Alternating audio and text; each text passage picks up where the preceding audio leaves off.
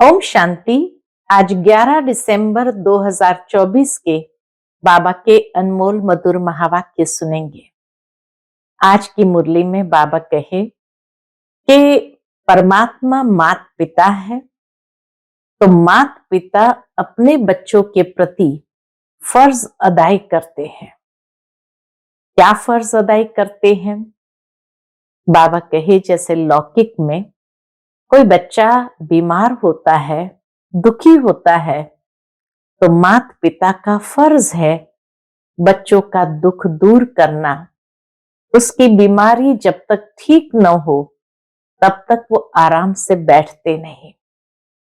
ठीक इसी तरह बाबा कहे कि बेहद के माता पिता भी आकर बच्चे जो दुखी है, परेशान है, बीमार है, क्योंकि माया ने आधा कल्प से बीमार कर रखा है, तो उनको आकर के सुखी बनाते, मदद करते, तो ये बाप की फर्ज अदाई है। साथ ही साथ बाबा कहे उसके लिए बाबा बच्चों की सेवा में तत्पर है। भक्ति मार्ग में बच्चों ने गाया, मैं गुलाम तेरा। संगम पर बाबा आकर बच्चों को कहते हैं, मैं तुम्हारा सेवाधारी बनता हूं, गुलाम बनता हूं और तुम्हारी बहुत अच्छी तरह से सेवा करता हूं, ज्ञान और योग से। तो बाबा की फर्ज अदाई ही आकर के हमें सुखी करती है। सुनते हैं आज के बाबा के अनमोल मधुर महावाक्य। मीठे बच्चे, बाप का मददगार बन इस आयरन एजेड पहाड़ को गोल्डन एजेड बनाना है। पुरुषार्थ कर नई दुनिया के लिए फर्स्ट क्लास सीट रिजर्व करानी है। आज की मुरली से प्रश्न है, बाप की फर्ज अदाई क्या है? कौन सा फर्ज पूरा करने के लिए संगम पर बाप को आना पड़ता है? उत्तर है, बीमार और दुखी बच्चों को सुखी बनाना, माया के फंदे से निकाल घनेरे सुख देना, यह बाप की फर्ज अदाई है जो संगम पर ही बाप पूरी करते हैं। बाबा कहते, मैं आया हूं तुम सबका मर्ज मिटाने, सब पर कृपा करने। अब पुरुषार्थ कर 21 जन्मों के लिए अपनी ऊंची तकदीर बना लो। आज की मुरली से पहले गीत बजा है, भोलेनाथ से निराला कोई और नहीं, ऐसी बिगड़ी को बनाने वाला कोई और नहीं। ओम शांति। भोलानाथ शिव भगवान उवाच, ब्रह्मा मुख कमल से बाप कहते हैं, यह वैरायटी भिन्न भिन्न धर्मों का मनुष्य सृष्टि झाड़ है ना। इस कल्प वृक्ष अर्थात सृष्टि के आदि मध्य अंत का राज बच्चों को समझा रहा हूं। गीत में भी इनकी महिमा है, भोलेनाथ की महिमा है। शिव बाबा का जन्म यहां है। बाप कहते हैं, मैं आया हूं भारत में। मनुष्य ये नहीं जानते शिव बाबा कब पधारे थे, क्योंकि गीता में श्री कृष्ण का नाम डाल दिया है। द्वापर की तो बात ही नहीं। बाप समझाते हैं, बच्चे 5000 वर्ष पहले भी मैंने आकर के ये ज्ञान दिया था। इस झाड़ से सभी को मालूम पड़ जाता है। झाड़ को अच्छी रीति देखो। सृष्टि का कल्प वृक्ष बाबा कहे अच्छी तरह से देखो। सतयुग में बरोबर देवी देवताओं का राज्य था। त्रेता में राम सीता का है। बाबा आदि मध्य अंत का राज बतलाते हैं। बच्चे पूछते हैं, बाबा हम माया के फंदे में कब फंसे? बाबा कहते हैं, द्वापर से। नंबरवार फिर दूसरे धर्म आते हैं, तो हिसाब लगाने से समझ सकते हैं कि इस दुनिया में हम फिर से कब आएंगे। शिव बाबा कहते हैं, मैं 5000 वर्ष बाद आया हूं संगम पर अपना फर्ज निभाने। 5000 वर्ष बाद बाप आते हैं अपना फर्ज निभाने। सभी जो भी मनुष्य मात्र है सभी दुखी है, उनमें भी खास भारतवासी। ड्रामा अनुसार भारत को ही मैं सुखी बनाता हूं। बाप का फर्ज होता है, क्या फर्ज होता है लौकिक में भी, बाबा कहे बाप का फर्ज होता है बच्चे बीमार पड़े तो उनकी दवा दरमल करना। यह है बहुत बड़ी बीमारी, माया की बीमारी बहुत बड़ी बीमारी है। सभी बीमारियों का मूल ये 5 विकार है। बच्चे पूछते हैं ये कब से शुरू हुए, ये 5 विकार कब से शुरू हुए? द्वापर से। रावण की बात समझानी है। रावण को कोई देखा नहीं जाता, बुद्धि से समझा जाता है। बाप को भी बुद्धि से जाना जाता है। आत्मा मन बुद्धि सहित है। आत्मा जानती है कि हमारा बाप परमात्मा है। दुख सुख लेप छेप में आत्मा आती है। जब शरीर है तो आत्मा को दुख होता है। ऐसे नहीं कहते कि मुझ परमात्मा को दुखी मत करो। बाप भी समझाते हैं मेरा भी पार्ट है। कल्प कल्प संगम पर आकर मैं पार्ट बजाता हूं। जिन बच्चों को मैंने सुख में भेजा था वह दुखी बन पड़े हैं, इसलिए फिर ड्रामा अनुसार मुझे आना पड़ता है। बाकी कच्छ मच्छ अवतार ये बातें है नहीं। कहते हैं शास्त्र में और भी बात क्या है, कहते हैं परशुराम ने कुल्हाड़ा ले क्षत्रियों को मारा। ये सब है दंत कथाएं। तो अब बाप समझाते हैं मुझे याद करो। यह है जगत अम्बा और जगत पिता। मदर और फादर कंट्री कहते हैं ना, मदर कंट्री फादर कंट्री कहते हैं ना। भारतवासी याद भी करते हैं परमात्मा को। क्या याद करते हैं?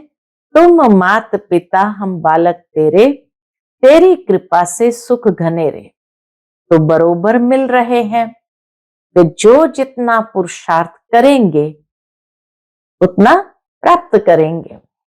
मिसाल देते बाबा, जैसे बाइस्कोप में जाते हैं, फर्स्ट क्लास का रिजर्वेशन कराते हैं ना। बाप भी कहते हैं चाहे सूर्यवंशी चाहे चंद्रवंशी में सीट रिजर्व कराओ। जितना जो पुरुषार्थ करे उतना पद पा सकते हैं। तो सब मर्ज मिटाने बाप आए हैं। रावण ने सबको बहुत दुख दिया है। कोई भी मनुष्य मनुष्य की गति सदगति कर न सके।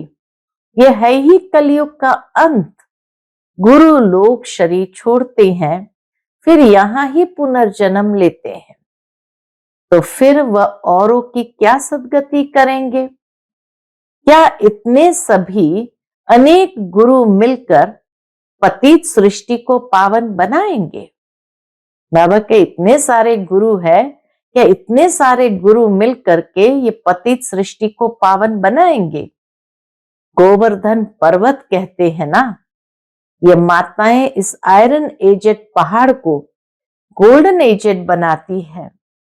गोवर्धन की फिर पूजा भी करते हैं, वह है तत्व पूजा। सन्यासी भी ब्रह्म अथवा तत्व को याद करते हैं, समझते हैं वही परमात्मा है, ब्रह्म भगवान है। बाप कहते हैं यह तो ब्रह्म है। ब्रह्मांड में तो आत्माएं अंडे मिसल रहती है। निराकारी झाड़ भी दिखाया गया है। हर एक का अपना अपना सेक्शन है। इस झाड़ का फाउंडेशन है भारत का सूर्यवंशी चंद्रवंशी घराना। झाड़ का फाउंडेशन है भारत का सूर्यवंशी चंद्रवंशी घराना, फिर वृद्धि होती है। मुख्य है 4 धर्म। तो हिसाब करना चाहिए कौन कौन से धर्म कब आते हैं। जैसे गुरु नानक 500 वर्ष पहले आए, ऐसे तो नहीं सिख लोग कोई 84 जन्म का पाठ बजाते हैं। बाप कहते हैं 84 जन्म सिर्फ तुम ऑलराउंडर ब्राह्मणों के हैं। बाबा ने समझाया है तुम्हारा ही ऑलराउंड पार्ट है। ब्राह्मण देवता क्षत्रिय वैश्य शूद्र तुम बनते हो। जो पहले देवी देवता बनते हैं वही सारा चक्कर लगाते हैं। बाप कहते हैं तुमने वेद शास्त्र तो बहुत सुने। बाबा बच्चों को कहते हैं तुमने वेद शास्त्र तो बहुत सुने, अभी यह सुनो और जज करो। बाबा जो सुनाते वह सुनो और जज करो कि शास्त्र राइट है या गुरु लोग राइट है या जो बाप सुनाते हैं वह राइट है। अपने विवेक से बुद्धि से जज करो। बाप को कहते ही है ट्रुथ। मैं सच बतलाता हूं जिससे सतयुग बन जाता है। और द्वापर से लेकर तुम झूठ सुनते आए हो तो उससे नर्क बन पड़ा है। बाबा कहे झूठ से ही तो नर्क बन पड़ा है। बाप कहते हैं मैं तुम्हारा गुलाम हूं। कितनी निर्माणता निरहंकारीपन है। भक्ति मार्ग में तुम गाते आए हो मैं गुलाम तेरा। अभी मैं तुम बच्चों की सेवा में आया हूं। बाप को निराकारी निरहंकारी गाया जाता है। तो बाप कहते हैं मेरा फर्ज है तुम बच्चों को सदा सुखी बनाना। गीत में भी है अगम निगम का भेद खोले। भोलेनाथ से निराला कोई और नहीं। फिर आगे लाइन आती है अगम निगम का भेद खोले। बाकी डमरू आदि बजाने की कोई बात ही नहीं है। यह तो आदि मध्य अंत का सारा समाचार सुनाते हैं। बाबा कहते हैं तुम सभी बच्चे एक्टर्स हो। मैं इस समय करण करावनहार हूं। मैं इनसे यानी ब्रह्मा से स्थापना करवाता हूं। बाकी गीता में जो कुछ लिखा हुआ है वह तो है नहीं। अभी तो प्रैक्टिकल बात है ना। बच्चों को यह सहज ज्ञान और सहज योग सिखलाता हूं। योग लगवाता हूं। कहा है ना योग लगवाने वाले झोली भरने वाले मर्ज मिटाने वाले कौन है? एक ही बात है। गीता का भी पूरा अर्थ समझाते हैं। योग सिखलाता हूं और सिखलवाता हूं। सिखलाता भी हूं और सिखलवाता भी हूं। बच्चे योग सीख कर फिर औरों को सिखलाते हैं ना। कहते हैं योग से हमारी ज्योति जगाने वाले। ऐसे गीत भी कोई घर में बैठकर सुने तो सारा ही ज्ञान बुद्धि में चक्कर लगाएगा। बाप की याद से वर्षे का भी नशा चढ़ेगा। सिर्फ परमात्मा व भगवान कहने से मुख मीठा नहीं होता है। बाबा माना ही वर्षा। अब तुम बच्चे बाबा से आदि मध्य अंत का ज्ञान सुनकर फिर औरों को सुनाते हो। इसे ही शंख ध्वनि कहा जाता है। तुमको कोई पुस्तक आदि हाथ में नहीं है। बाबा कहे तुमको कोई पुस्तक आदि हाथ में नहीं है। बच्चों को सिर्फ धारणा करनी होती है। तुम हो सच्चे रूहानी ब्राह्मण, रूहानी बाप के बच्चे। सच्ची गीता से भारत स्वर्ग बनता है।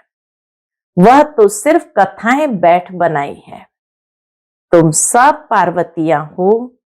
तुमको ये अमर कथा सुना रहा हूं। तुम सब द्रौपदियां हो। वहां कोई नंगन होते नहीं। कहते हैं तब बच्चे कैसे पैदा होंगे? बाबा कहे अरे है ही निर्विकारी। तो विकार की बात कैसे हो सकती है? तुम समझ नहीं सकेंगे कि योग बल से बच्चे कैसे पैदा होंगे। तुम आर्ग्यू करेंगे, परंतु यह तो शास्त्र की बातें है ना। शास्त्रों में ही लिखा है निर्विकारी दुनिया है, वह है ही संपूर्ण निर्विकारी दुनिया। यह है विकारी दुनिया। मैं जानता हूं ड्रामा अनुसार माया फिर तुमको दुखी करेगी। मैं कल्प कल्प अपना फर्ज पालन करने आता हूं। जानते हैं कल्प पहले वाले सिकिलदे ही आकर अपना वर्षा लेंगे। आसार भी दिखाते हैं यह वही महाभारत लड़ाई है। तुम्हें फिर से देवी देवता अथवा स्वर्ग का मालिक बनने का पुरुषार्थ करना है। इसमें स्थूल लड़ाई की कोई बात नहीं है। न असुर व देवताओं की लड़ाई ही हुई है, वहां तो माया ही नहीं जो लड़ाए। लड़ाई हो ही नहीं सकती है। आधा कल्प न कोई लड़ाई है, न कोई भी बीमारी, न दुख शांति है। अरे वहां तो सदैव सुख बाहर ही बाहर रहती है। इतना सुख है, सारा साल बाहर ही बाहर रहती है। हॉस्पिटल होती नहीं, बाकी स्कूल में पढ़ना तो होता ही है। अब तुम हर एक यहां से वर्षा ले जाते हो। मनुष्य पढ़ाई से अपने पैर पर खड़े हो जाते हैं। इस पर कहानी भी है। कोई ने पूछा तुम किसका खाती हो? वो राजा की कहानी है। उसकी 3 बेटियां थी, तो उसने पूछा तुम किसका खाती हो? तो कहा हम अपनी तकदीर का खाती है। वह होती है हद की तकदीर। अभी तुम अपनी बेहद की तकदीर बनाते हो। तुम ऐसी तकदीर बनाते हो, कैसी? जो 21 जन्म फिर अपना ही राज्य भाग्य भोगते हो।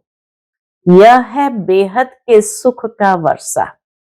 अब तुम बच्चे कॉन्ट्रास्ट को अच्छी रीति जानते हो। भारत कितना सुखी था, अब क्या हाल है? जिन्होंने कल्प पहले राज्य भाग्य लिया होगा वही अब लेंगे। ऐसे भी नहीं कि जो ड्रामा में होगा वो मिलेगा, फिर तो भूख मर जाएंगे। यह ड्रामा का राज पूरा समझना है। पुरुषार्थ का महत्व बाबा समझाते हैं। शास्त्रों में कोई ने कितनी आयु लिख दी है। अनेक अनेक मत मतांतर है। कोई फिर कहते हैं हम तो सदा सुखी है ही। अरे तुम कभी बीमार नहीं होते हो? वह तो कहते हैं रोग आदि तो शरीर को होता है, आत्मा निर्लेप है। अरे चोट आदि लगती है तो दुख आत्मा को होता है ना। ये बड़ी समझने की बातें हैं। यह स्कूल है, एक ही टीचर पढ़ाते हैं, नॉलेज एक ही है, एम ऑब्जेक्ट एक ही है, नर से नारायण बनने की। जो नापास होंगे वह चंद्रवंशी में चले जाएंगे। जब देवताएं थे तो क्षत्रिय नहीं, जब क्षत्रिय थे तो वैश्य नहीं, जब वैश्य थे तो शूद्र नहीं। यह सब समझने की बातें हैं। माताओं के लिए भी अति सहज है। एक ही इम्तिहान है। ऐसे भी मत समझो कि देरी से आने वाले कैसे पढ़ेंगे, लेकिन अभी तो नए तीखे जा रहे हैं। प्रैक्टिकल में है, पीछे आने वाले आगे जा रहे हैं। बाकी माया रावण का कोई रूप नहीं। कहेंगे इनमें काम का भूत है, बाकी रावण का कोई भूत व शरीर है नहीं। अच्छा, सभी बातों का सैक्रिन है क्या? बाबा कहे सभी बातों का सैक्रिन है मन मना भव। कहते हैं मुझे याद करो तो इस योग अग्नि से विकर्म विनाश होंगे। बाप गाइड बनकर आते हैं। बाबा कहते बच्चे मैं तो सन्मुख तुम बच्चों को पढ़ा रहा हूं। कल्प कल्प अपनी फर्ज अदाई पालन करता हूं। पारलौकिक बाप कहते हैं, मैं अपना फर्ज बजाने आया हूं। तुम बच्चों की मदद से मदद देंगे तब तो तुम भी पद पाएंगे। मैं कितना बड़ा बाप हूं, कितना बड़ा यज्ञ रचा है। ब्रह्मा की मुख वंशावली तुम सभी ब्राह्मण ब्राह्मणियां भाई बहन हो। जब भाई बहन बने तो स्त्री पुरुष की दृष्टि बदल जाए। बाप कहते हैं, इस ब्राह्मण कुल को कलंकित नहीं करना, पवित्र रहने की युक्तियां हैं। मनुष्य कहते हैं, ये कैसे होगा, ऐसे हो नहीं सकता, इकट्ठे रहे और आग न लगे। बाबा कहते हैं, बीच में ज्ञान तलवार होने से कभी आग नहीं लग सकती, परंतु जबकि दोनों मन मना भाव रहे, शिव बाबा को याद करते रहे, अपने को ब्राह्मण समझे। मनुष्य तो इन बातों को नहीं समझने कारण क्या करते हैं, हंगामा करते हैं, हंगामा मचाते हैं। ये गालियां भी खानी पड़ती है। श्री कृष्ण को थोड़ी कोई गाली दे सकते। श्री कृष्ण ऐसे आ जाए तो विलायत आदि से एकदम एरोप्लेन में भाग आए, भीड़ मच जाए, भारत में पता नहीं क्या हो जाए। अच्छा, आज भोग है, यह है पियरगर और वह है सतयुग है ससुरगर। संगम पर मुलाकात होती है, वतन में मुलाकात होती है। कोई कोई इनको जादू समझते हैं।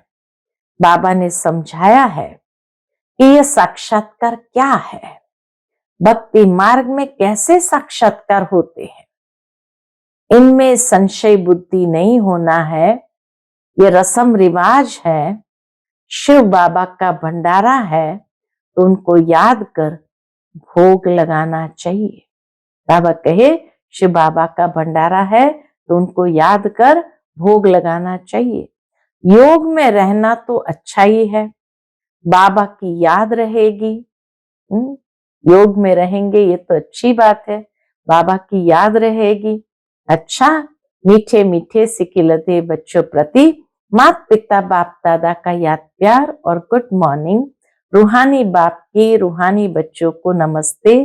हम सब रूहानी बच्चों की रूहानी माता पिता बाप दादा को याद प्यार, गुड मॉर्निंग और नमस्ते नमस्ते। शुक्रिया बाबा, शुक्रिया। आज की मुरली से धारणा के लिए मुख्य सार है। पहली पॉइंट, स्वयं को ब्रह्मा मुख वंशावली समझकर पक्का पवित्र ब्राह्मण बनना है। कभी अपने इस ब्राह्मण कुल को कलंकित नहीं करना है। दूसरी पॉइंट, बाप समान निराकारी निरहंकारी बन अपनी फर्जदाई पूरी करनी है। रूहानी सेवा पर तत्पर रहना है। आज का बाप दादा का मधुर वरदान हम बच्चों के प्रति है, स्नेह की शक्ति से माया की शक्ति को समाप्त करने वाले संपूर्ण ज्ञानी भव। स्नेह की शक्ति से माया की शक्ति को समाप्त करने वाले संपूर्ण ज्ञानी भव। स्नेह में समाना ही संपूर्ण ज्ञान है। स्नेह ब्राह्मण जन्म का वरदान है। संगम युग पर स्नेह का सागर स्नेह के हीरे मोतियों की थालियां भरकर दे रहे हैं, तो स्नेह में संपन्न बनो। स्नेह की शक्ति से परिस्थिति रूपी पहाड़ परिवर्तन हो, पानी समान हल्का बन जाए। बाबा कहे, स्नेह की शक्ति से परिस्थिति रूपी पहाड़ परिवर्तन हो, पानी समान हल्का बन जाएगा। माया का कैसा भी विकराल रूप व रॉयल रूप सामना करे तो सेकंड में स्नेह के सागर में समा जाओ। तो स्नेह की शक्ति से माया की शक्ति समाप्त हो जाएगी। आज का स्लोगन है, तन मन धन, मन वाणी और कर्म से बाप के कर्तव्य में सदा सहयोगी ही योगी है। तन मन धन, मन वाणी और कर्म से बाप के कर्तव्य में सदा सहयोगी ही योगी है। अच्छा, ओ शांति।